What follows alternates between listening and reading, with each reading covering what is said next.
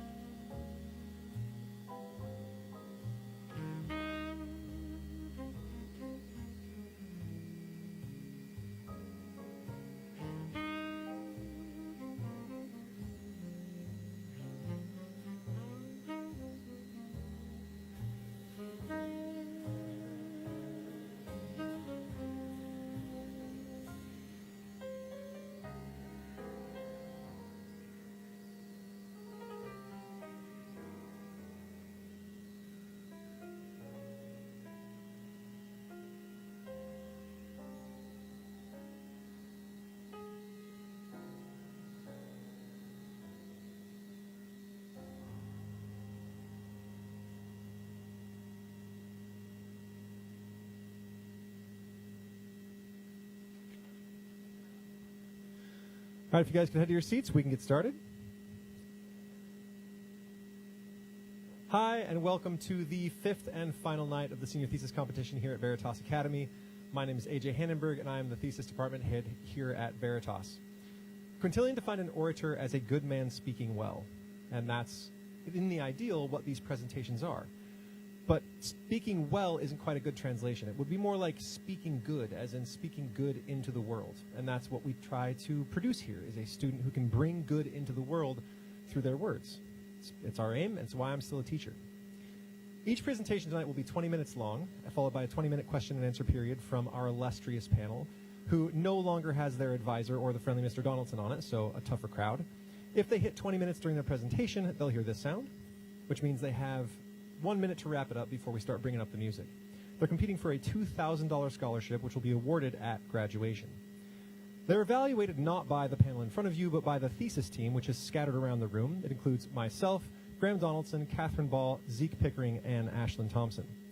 They're evaluated on 7 criteria: the 5 canons of rhetoric, their question and answer period, and the OSAs. So the canons of rhetoric. The first is invention, the crafting of the argument. Did they find ingenious ways to put together something that was convincing and complete? The arrangement of the argument is how they place everything for maximum effect. If you ever get lost during the presentation, something has gone wrong. The next is style. Is it easy to follow? Is it fun to listen to? Are there any memorable lines that will stick with you as you leave the auditorium? Memory is how well they can bring what they wrote to the stage. If that fails, then everything else is kind of a wash. And the last is delivery. Did they appear nervous and robotic, or were they warm, welcoming, and professional? That's kind of what we're looking for. For the Q&A, we're looking for them to answer their questions pointedly and directly and not meander. And then the Oses are ethos, logos, and pathos. So ethos, are they a trustworthy speaker, or did they at least come across that way? Pathos, did they tug at your heartstrings? And logos, did they argue logically and free from fallacy? During the presentations, please keep your phones dark, silent, and in your pocket. This is all memorized, and a single ringer or alarm or fun ringtone might distract them and make it hard for them to recover. For the same reason, the doors will lock. They are locked, and if you decide to leave, you won't be readmitted during the presentation. After each presentation, there will be a 20-minute break during which those doors are open, and you can get drinks or whatever you need to do. The winner is announced at graduation, where they will earn house points, top speaker commendation, a giant silly check, and a wreath made by myself out of real honest-to-goodness foliage. One year, I kid you not, as I handed it over, a spider started dropping down from it, and I had to tell them not to put it on. They'll also get a silly pin. Okay, I think we're ready to go. Mr. Cameron Cook, can you come pray for us?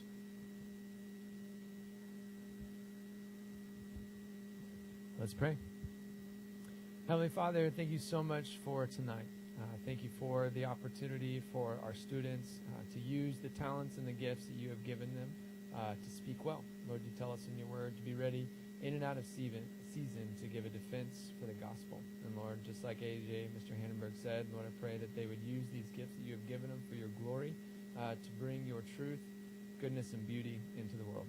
Lord, thank you so much for the families that are represented here tonight, the thesis advisors, the teachers, the faculty, all those who have poured into these finalists. And we just pray a prayer over the finalists, Lord, that they would have your spirit inside of them, just like Jeremiah said, I don't have the words to say, and you said that I will fill you up with what you should say. Lord, may you bless them, bless the presentations tonight. We are so proud of them.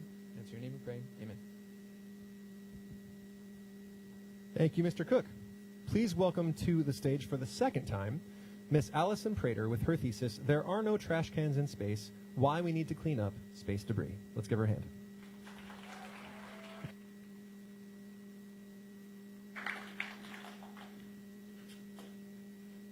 A long time ago, in a galaxy far, far away, the world recognizes these words as the opening lines of the Star Wars franchise.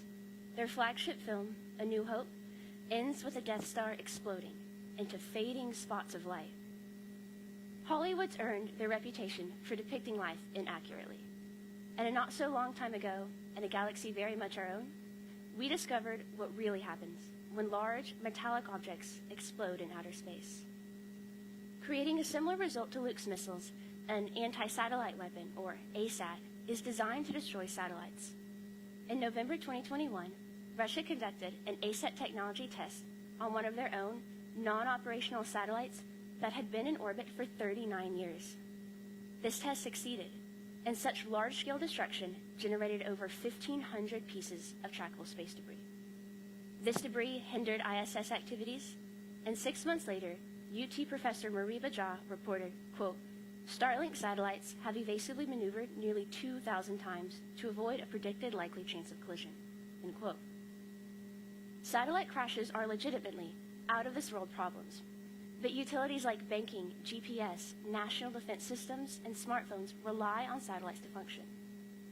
If space debris collides with these satellites and prevents them from functioning, those collisions will shake modern life to its core. No more extreme weather alerts or online banking. You would actually have to stop and ask directions when driving to a new place. Space debris-related concerns continue to grow, and addressing them needs to become a priority in the United States. Now, I would like to clarify what space debris is, the current debris situation, and potential solutions. The Interagency Debris Coordination Committee is an association of different countries and space agencies. It defines space debris as all human-made objects, including fragments and elements thereof, in Earth's orbit or re-entering the atmosphere that are non-functional. To be clear, anything natural, like a meteor, or functional, like the ISS, is not space debris. Right now, the majority of space debris comes from an object fragmenting in space, or the whole thing just being left up there. However, the total global space launches have been trending upwards for over 10 years. In 2022, there were 186 satellite launches, which is about 3 per week. As launches become more and more common, pre-existing space debris will begin to collide, generating more debris independent of human activity. This is similar to what a rotten piece of fruit will do. If you put one moldy apple in a bowl, it infects the apples touching it. Those apples will then infect more apples, even if you do not put any more rotten apples into the bowl, or in our case, launch anything else into space. The amount of debris we can track by radar should alarm you. Right now, about 8,000 tons of space debris circles the Earth, which is about 70 blue whales. Since 2017, the European Space Agency, or ESA, has published an annual space environment report. Their 2025 edition reported that there are about 3,000 non-functional satellites still in space. Additionally, there are over 140 million pieces of space debris 10 centimeters long or shorter.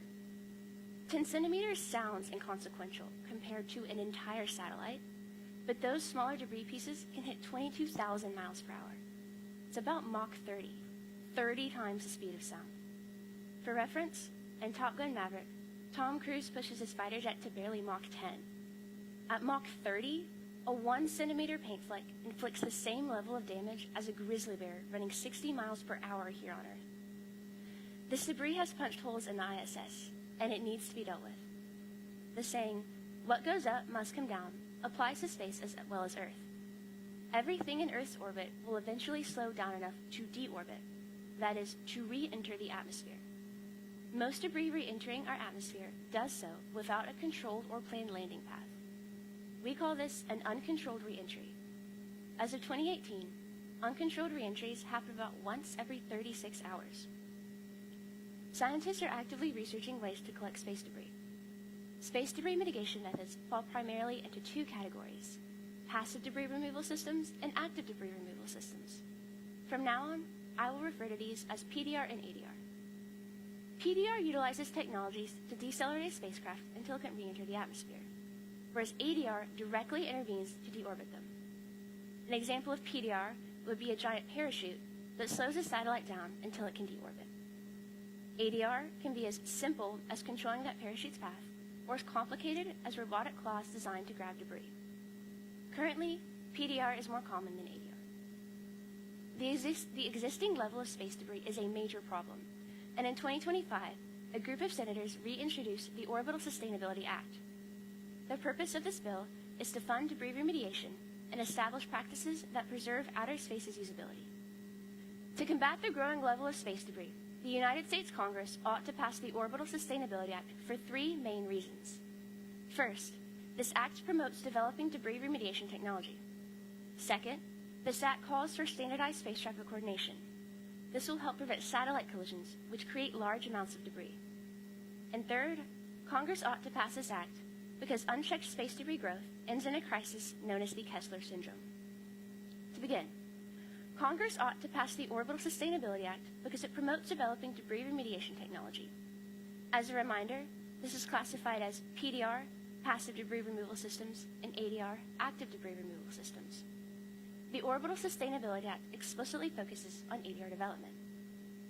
Deorbit control is the key reason why we should prefer ADR over PDR.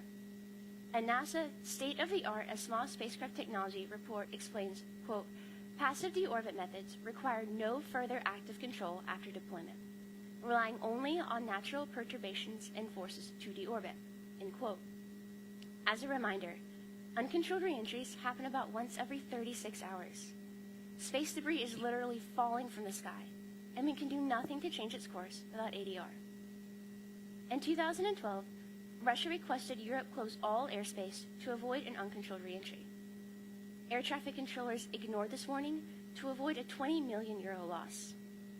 In 2022, a rocket's potential re-entry trajectory crossed southern Europe, prompting France and Spain to close large parts of their airspace. They lost $3.5 million from these grounded flights. Uncontrolled reentries force nations to choose between massive economic losses and human safety.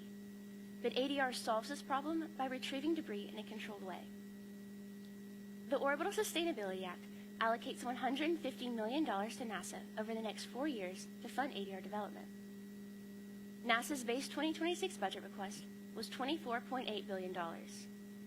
Current NASA analyses suggest that deorbiting a large object using ADR can cost between $4,000 to $60,000 per kilogram. Using the $150 million, NASA will offer monetary awards to groups who present a plan for an ADR demonstration project. NASA has successfully coordinated similar programs. In 2023, NASA awarded $98 million through their Small Business Innovation Research Program. Projects these funds sponsored included a magnetoplasma rocket and an oxygen filtration system.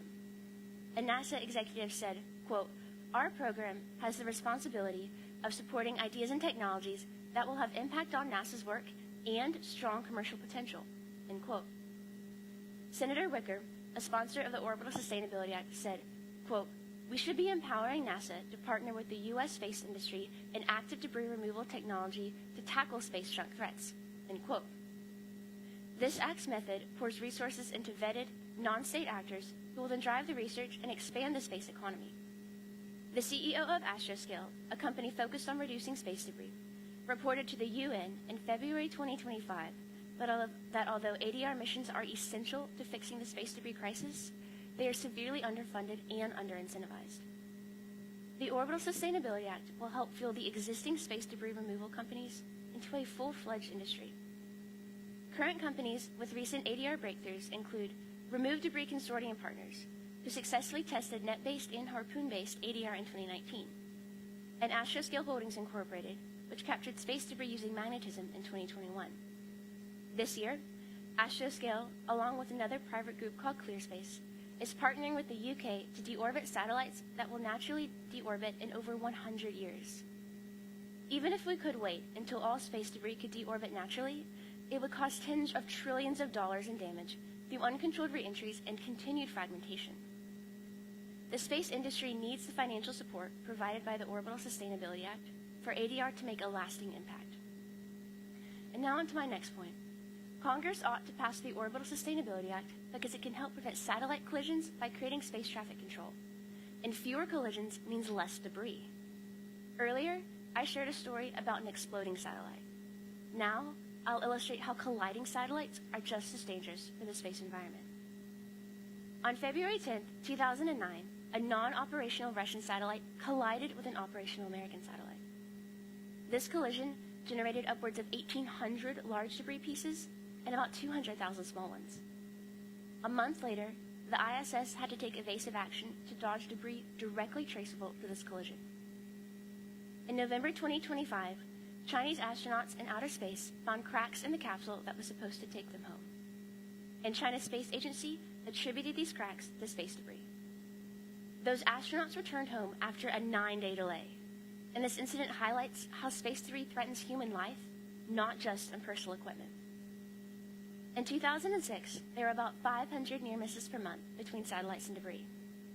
In 2022, there were 5,500 near misses per month. Satellites don't bounce like bumper cars. They crash, and we need to avoid crashing them and proliferating debris unnecessarily. Right now, there is no air traffic control equivalent for outer space. Organizations with satellites independently track other satellites. If two satellites' collision probability gets to be 1 in 10,000, the unwritten norm is one or maybe both of those satellites maneuvering. On September 2nd, 2019, a SpaceX satellite almost collided with an ESA satellite. The United States Air Force emailed these two organizations that their collision probability was 1 in 1,000, well above 1 in 10,000. Unfortunately, SpaceX's technology glitched, and that email never arrived. The ESA satellite maneuvered out of collision range and then resumed regular operation. This hodgepodge system was barely pulling through in 2019.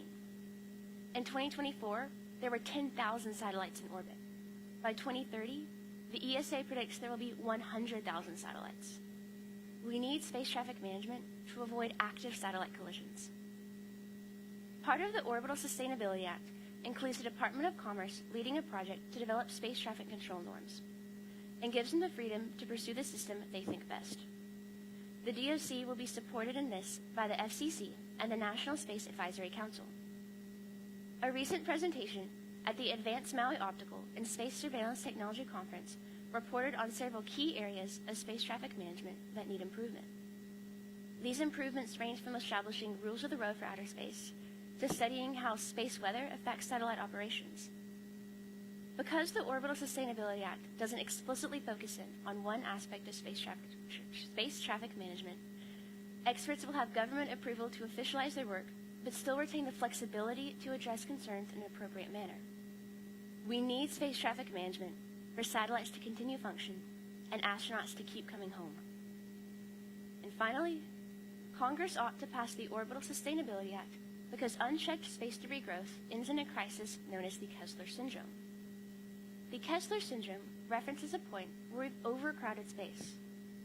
Objects continuously collide and create new debris, even if we had stopped all launches. This debris proliferation will happen faster than natural deorbit can offset. This is similar to a 6-lane highway trying to narrow down into one lane. All the cars, or satellites and debris, keep piling up until nothing else can safely fit. All these collisions will make outer space entirely unusable. All satellites stop working, and all launches end. In 2005, NASA's Orbital Debris Program Office ran simulations to model future space congestion. It started in the year 1957, the year the Soviets launched Sputnik, and assumed that all launches would stop after 2004, and that no one would clean up their debris. Natural deorbit could only counterbalance new debris created by collisions until 2055. If we apply our car analogy, this is when cars start piling up on the highway. In 2024, another group of researchers predicted future space debris levels. This newer model estimates that if launches and debris removal continue at their current rates, we will pile up too many cars and reach the Kessler syndrome's point of no return in 1 to 200 years. Debris will constantly bombard in-orbit satellites, and replacement launches will just crash into more debris. Take a moment and imagine a world without satellites. Trivial losses like texting your best friend if she'd like to meet for coffee, or tracking a long-awaited package, will disrupt modern social conventions. More serious losses like Amber Alerts and GPS needed for disaster relief will jeopardize our safety and stability. The Department of Commerce and the National Oceanic and Atmospheric Administration run an organization called SARSAT, Search and Rescue Satellite-Aided Tracking. Since 1982, SARSAT has rescued over 63,000 people worldwide. From hurricanes to after-school hangouts, satellites are the backbone of modern life. Additionally, amazing technological breakthroughs happen on board space stations.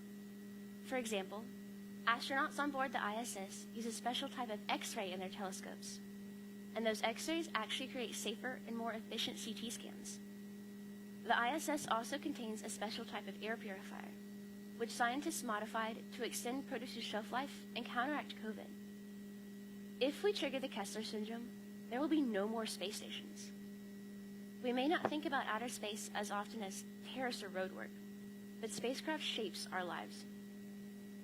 We can still prevent the Kessler syndrome, but now is a time for definitive action.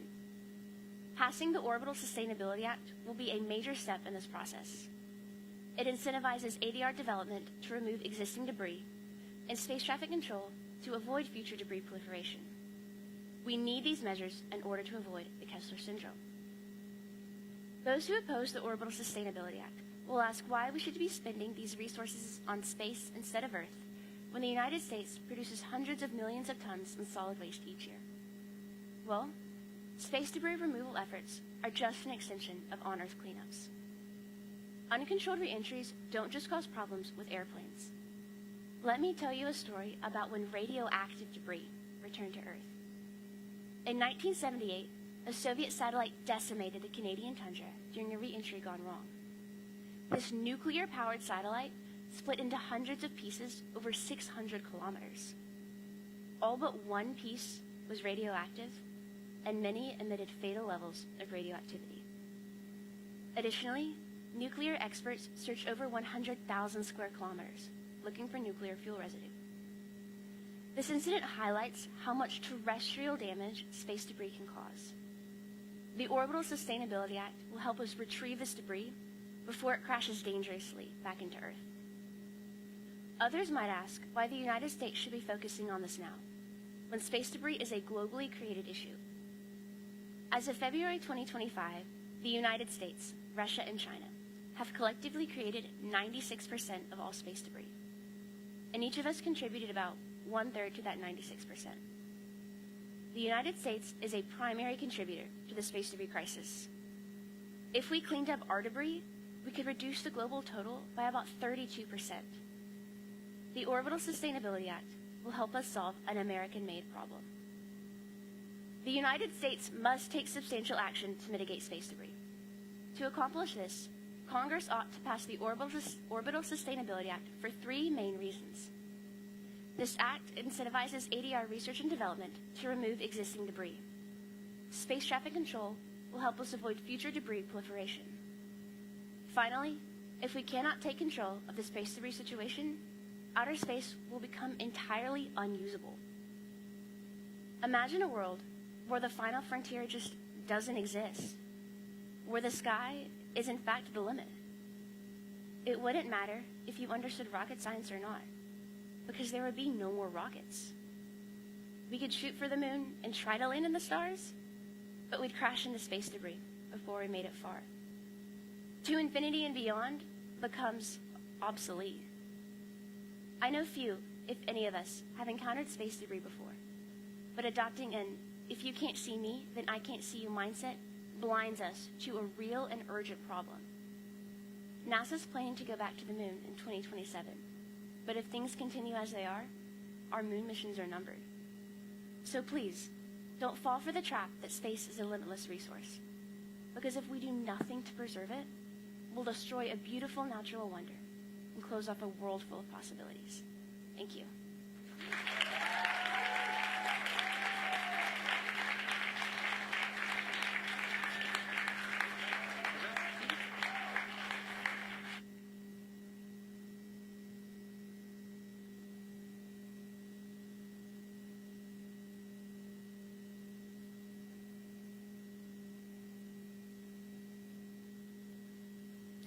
All right, wonderfully done, Ms. Prater. On our panel tonight, we have Mrs. Angie Thompson, who received her bachelor's in education at the University of Texas, Austin. She's worked at Veritas for 19 years and has served the School of Rhetoric head for 4. She's been married to her husband, Ken, for 28 years and has 3 grown children who all graduated from Veritas Academy. She loves to read and be out in nature. She counts it a privilege and blessing to work at Veritas with such amazing faculty and talented students. We also have Mr. Andy Crone, who, after receiving a graduate degree in electrical engineering, moved with his new bride Kate to the mid-sized affordable town of Austin. He spent 15 years in the semiconductor industry before entering the field of classical Christian education, teaching science for 16 years at Veritas Academy. Together with his wife, they've raised 4 daughters, 2 Veritas graduates, 1 Aggie, 2 Longhorns, 1 bear, and 9 adorable golden doodle puppies. And don't you guys also have chickens? I seem to remember chickens. Chickens. We also have Mr. Luke Mars, who's completing his first year as our head of the School of Logic. He's the husband of his wonderful wife, Katie, and the proud father of 3 Veritas scholars, Sawyer, Jimmy, and Betty. Once upon a time, he was an attorney, but now Luke is delighted to channel his instincts into asking thoughtful questions and to sit in judgment on senior thesis panels. Raised in New Mexico, he still occasionally returns to the high desert to enjoy its art, its beauty, and most importantly, its enchiladas. We also have Mrs. Neela Beto, who is the Fine Arts Director at Veritas Academy and the Director of the Citizens Theater Company. She recently closed her 20th Veritas production, Hadestown, and this fall she led her one-act play to a state championship victory. Neela serves as the Dean of the House of Bonhoeffer, has 2 daughters that attend Veritas, and various pets named after Asian foods. When she is not doing Veritas things, she spends her time reading sci-fi, studying theology, and making nail art, and watching K-dramas. Well, I imagine it's like K-pop, but no? Not. Got it. Great. Okay, you guys know the drill with the paddle. Whenever you're ready, you can begin. I have some questions about the technologies for ADR. I know you mentioned harpoons and claws. Also, I know that there are some certain net technologies. Specifically, if you could go into the ground laser technologies, is that something that you looked into or studied, and is that a viable technology for space debris? So ground lasers are a viable option for space debris. However, they're mainly used for the smaller objects. So how they do is they are on the ground. They're not something fired from in-orbit satellites, but they shoot like energy up towards the smaller pieces, and they ablate them, where they just kind of, they don't dissolve, but something similar to that, where they will then deorbit on their own. Those are primarily used on smaller pieces of debris. The technologies mentioned in my thesis are geared towards larger objects. Nice job. Hey, I want to ask about whose responsibility this is. You're putting a lot on American taxpayers, and it's not just our problem. I mean, sure, NASA put some of that stuff up there, but who are the other two countries you mentioned? The two other main contributors are China and Russia. Yeah, so they account for, I guess, what you said was 68%, right? About that. Yeah. So I think a bigger problem, though, might be the private industries that are putting stuff up there now. Can you compare and contrast sort of how much NASA has put up versus what private companies have put up now? Do you have any statistics on sort of the comparison there? Yeah. So in terms of retrieving space debris, it's on the launching country to retrieve the debris. So those guidelines were written in 1969, before private companies were sending debris. So right now, it just really addresses national concerns. So it's on the launching country to get their debris down. And then in terms of private and public, a lot of the private satellite launches now, we can engineer it to deorbit on their own. So a lot of the older debris that we're more concerned about will be government debris from previous launches. Oh, interesting. So the stuff that you're mostly referring to is mostly old NASA stuff. That's correct. Yeah. Do you feel like moving forward, though, we need a policy with respect to private companies who are putting things up? Or is there a policy already to ensure that they don't create a whole bunch of trash? Yes. So right now, at least in the United States, with the FCC, they say that your satellite has to come down within 5 years of the end of mission.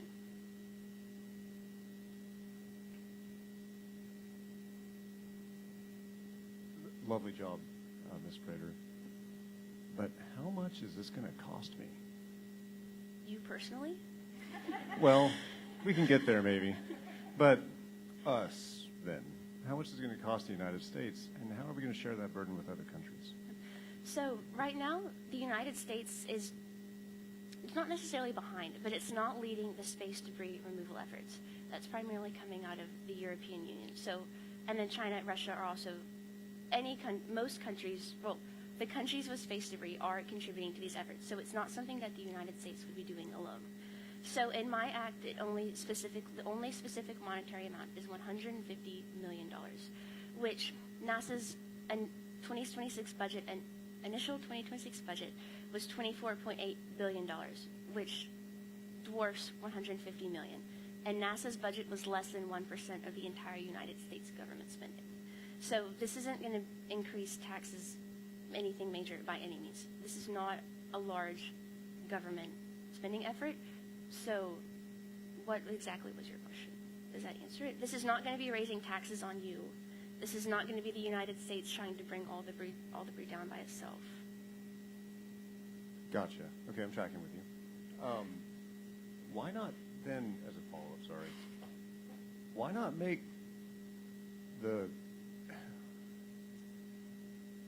why have the taxpayers pay for it at all through NASA? Why not have Elon pay for it? Yeah. So a lot of this stuff is NASA debris. So NASA has an interest in getting it down. Everyone who relies on satellites to function has an interest on getting this debris down. And then we'll come back to that. So NASA is the way the government interacts with outer space affairs. And just as things progress more and more, outer space doesn't have a lot of regulations on it right now. The government should be involved in what is going on with with what satellites and space debris in outer space is doing. And the main way to do that is with financial incentives. You can't try to go and regulate debris removal or satellite usage or any potential concerns down the road. You need to have a stake in the game for what's going on there.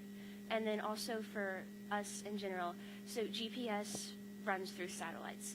Smartphones run through satellites. Most things we use every day have some interaction with satellites, so it is in the taxpayer's interest to bring this debris down before it hits satellites that we need to function. Great job, Allison. So I have one quick question, I think, and then a follow-up. This a little bit longer. So this particular, the Orbital Sustainability Act, did you say that that's interagency, or there's an international element, or is it just, were you saying we would just then align with what some other countries are doing? So this act specifically addresses the United States, but it will bring us into more closer alignment with what other countries are doing in regards to space debris. Okay. And so the basis then of your proposal is that Congress needs to pass this act, which then allows for funding, right? That's one part of it, but that's a big part, yes. Okay. So once they did that, then if you could just walk me through what are the practical next steps? So this act is passed. Woohoo, we have money. What are we going to do next with that? Yes. So it's $150 million to NASA over the next 4 years. And so that will go into NASA's hands. And then what NASA will do is create a set of criteria that companies who want to remove space debris and have a plan for that will need to meet, like cost effectiveness, is it viable, is it safe, things of that nature. NASA will create a criteria list for what an ADR mission would look like. And then once NASA's created that, companies who remove debris will go to NASA and say, hey, I have this idea, this is what my plan is, can you fund us somewhat? NASA will either say yes or no. If NASA says yes, 30 days later, they will present a plan to Congress. This is what we're doing, and then allocate the money to the company. And then 1 year after the ADR project, the company reports back to NASA and says, hey, here's how it went. This is what we did. This is how we used the money. Back to Elon. So if Yes. SpaceX is putting up tell me the numbers, if you know the numbers, how many objects in the low Earth orbit are from SpaceX? How many are planned to be from SpaceX? And if they're largely coming from a private company as opposed to, like, whether it's China, Russia, whoever, why not, instead of passing a bill, why not incentivize the company before they put the objects into space to help with remediation? Yes. So currently, I believe SpaceX has maybe 2,000-ish satellites. I'm not exactly sure on that. That sounds right based on what I've seen. But they're aiming for a lot more. They're aiming for like their entire global internet type circle net thing. And so with SpaceX, those are all going to be more modern satellites. So the concern with modern satellites is not really it becoming defunct and just staying up in outer space and creating space debris that way. Like Mr. Kern was asking earlier, the FCC says SpaceX, after your satellite stops working, it has to come down within 5 years. And they can design their satellites to do that. So with active satellites, or not active, more modern satellites, the concern is not the satellite staying up there and creating space debris that way. The more concern is that satellite hitting another satellite and creating debris that way. The things that are just the satellites that are floating around there that are considered space debris are, on the most part, going to be the older satellites. So you described a couple of technologies that are already sort of in progress. Yes. Harpoons and nets. Correct. Sounds totally cool. It's I've seen Star Wars. I didn't see those in Star Wars, but you know. The University of Surrey has a video of their harpoon in outer space. Cool.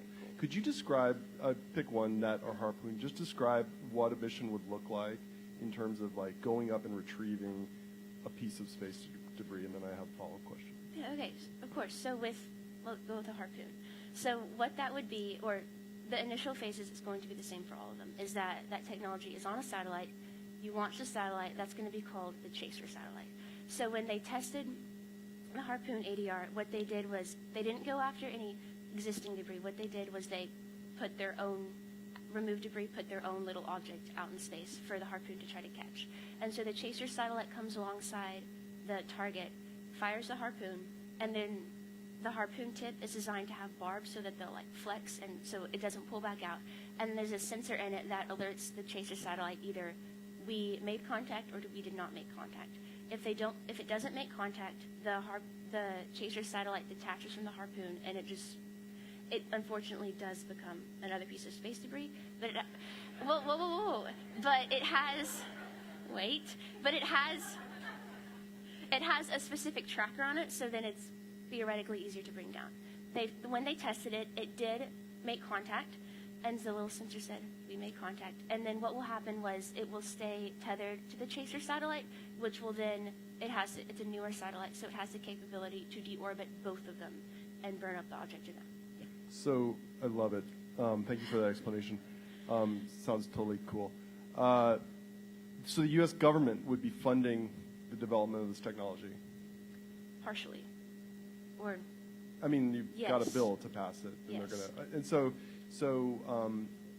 what am I thinking if I'm Soviet Union or China, and I've got military technology satellites up there, and the U.S. government is actively developing some sort of technology to potentially bring down my satellites? I mean, it's kind of a dual-use technology that Correct. we're developing.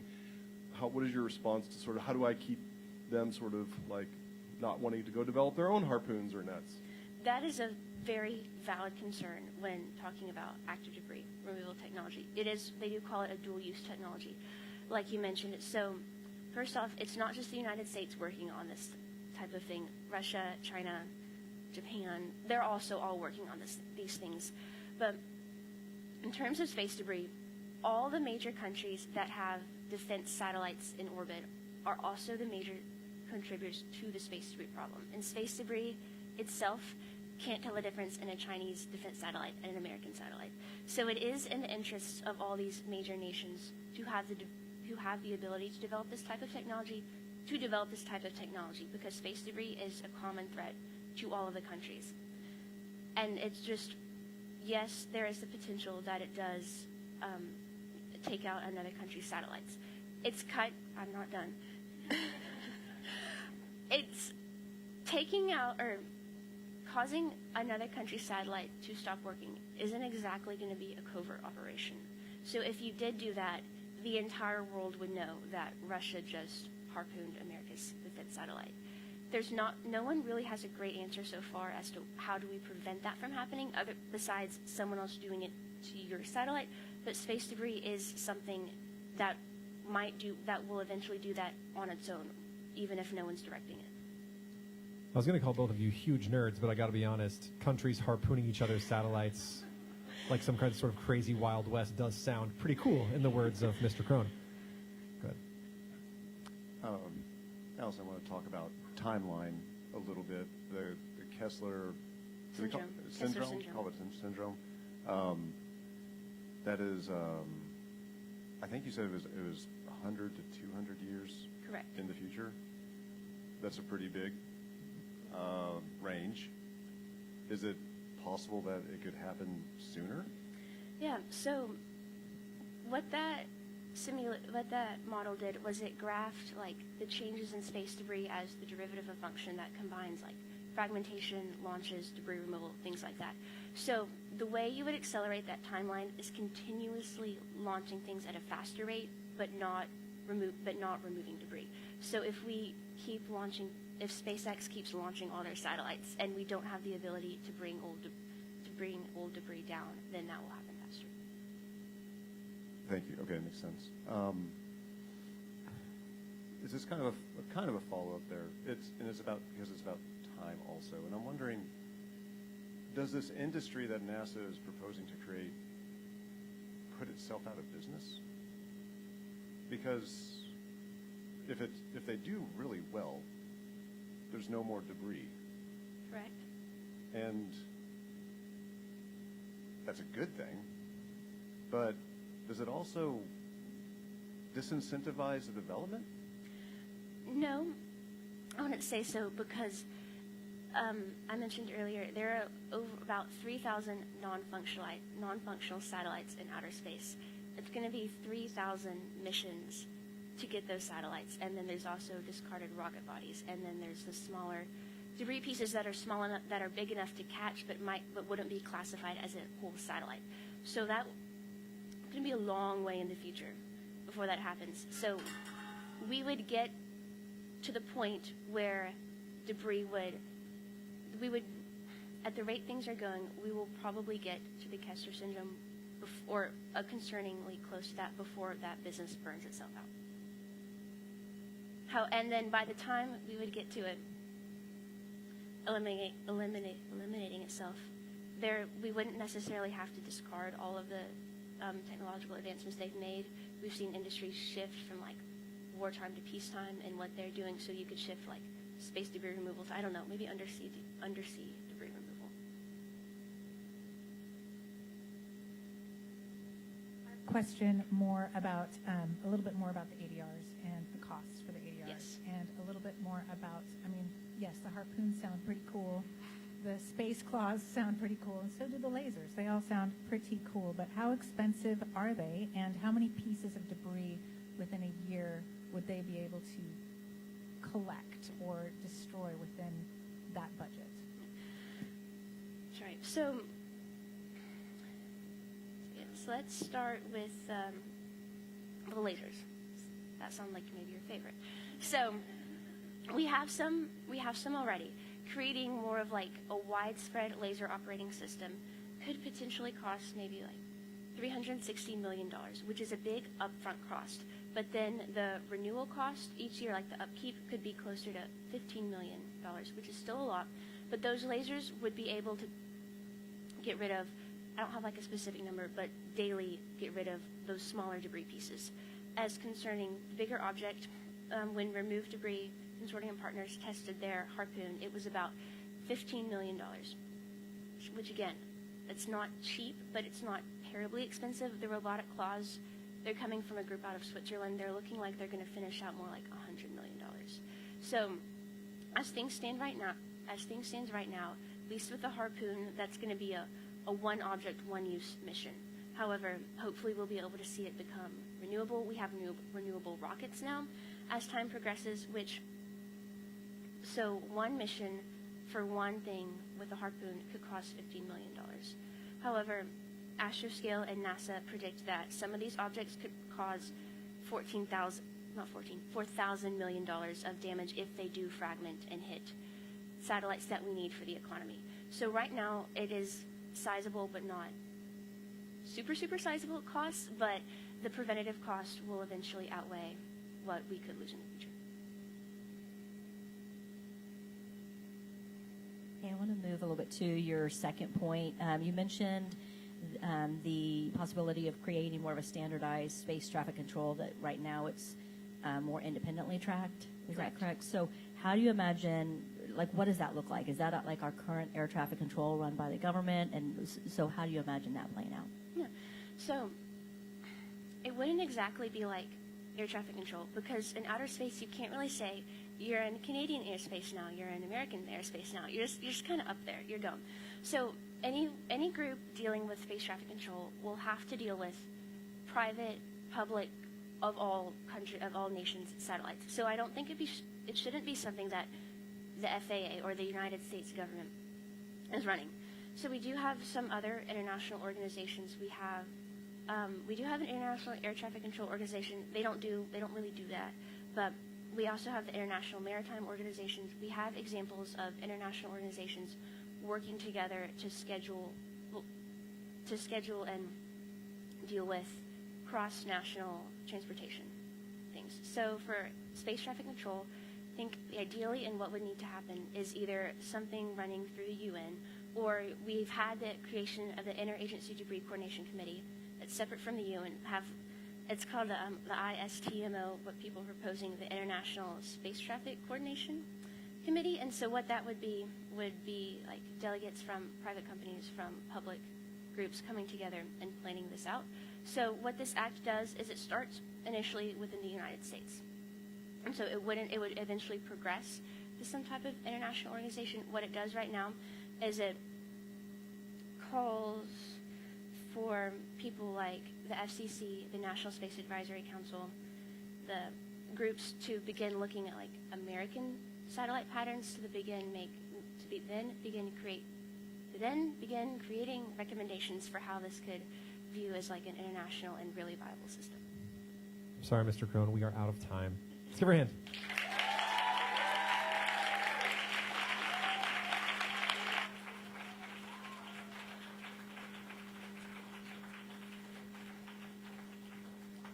All right, we'll be back in about 13 minutes. I'll see you then.